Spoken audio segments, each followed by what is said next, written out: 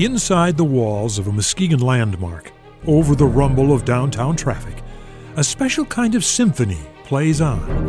It is a symphony of colors, shapes, textures, and contrasts. It is a fugue, a soundtrack, a story pieced together from artists around the globe. Ultimately, it is the story of us. There is a direct link between art and vision, and rarely has that link been established so securely as in the Muskegon Museum of Art. From its very beginning in 1912, the museum was a triumph of vision. From the day of its launching, it was a venture of faith. It began not with a blueprint or a schematic, but with a gift, a bequest in the will of Muskegon's greatest philanthropist, accompanied by 5 simple words: pictures of the best kind. Guidance and material support. These were among Charles Hackley's parting gifts to us before his death in 1905. He couldn't have known then just what that would mean.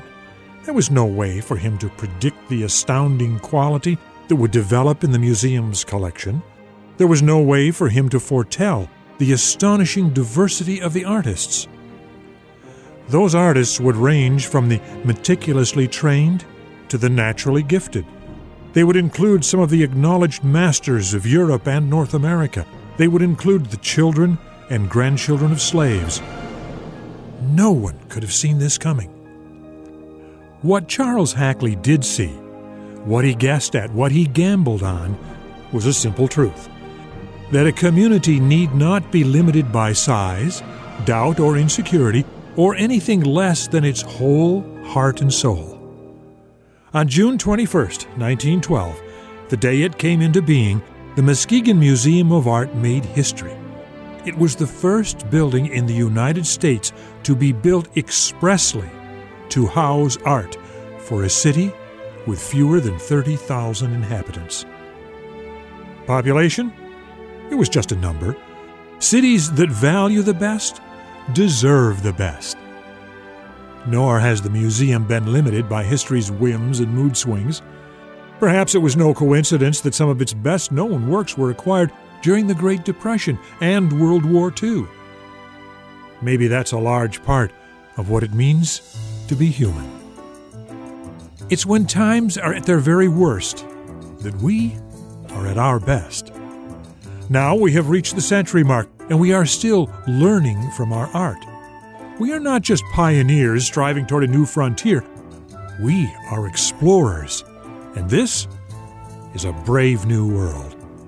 It is a world where we can find breathtaking beauty in a bowl of fruit or in a foggy day on the beach.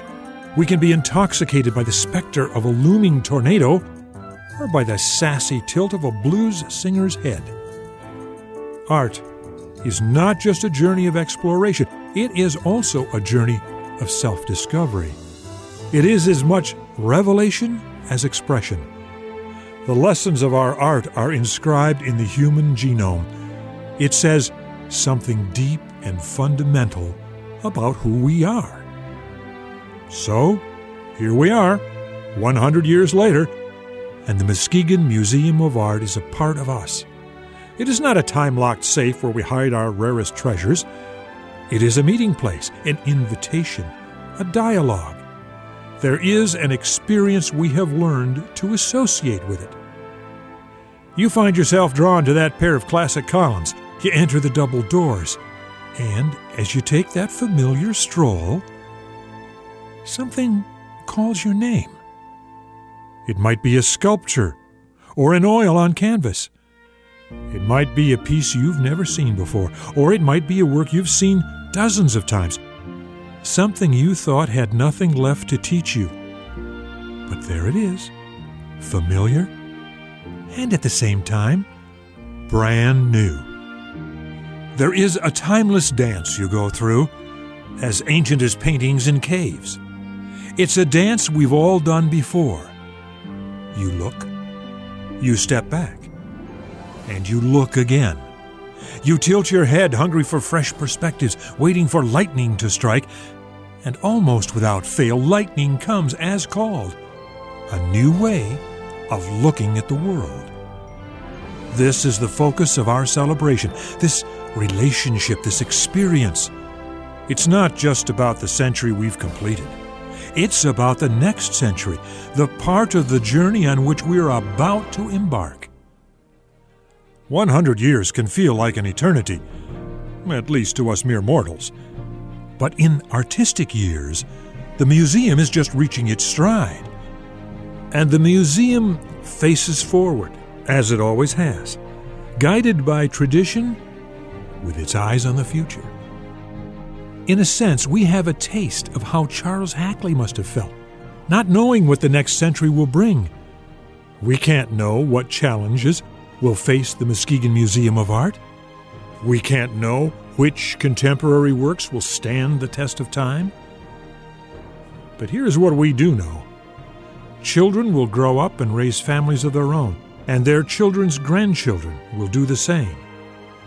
And already, there is a built-in link between their time and ours. As long as there is a Muskegon, there will be art to inspire us. Art to make us step back. Art to make us imagine.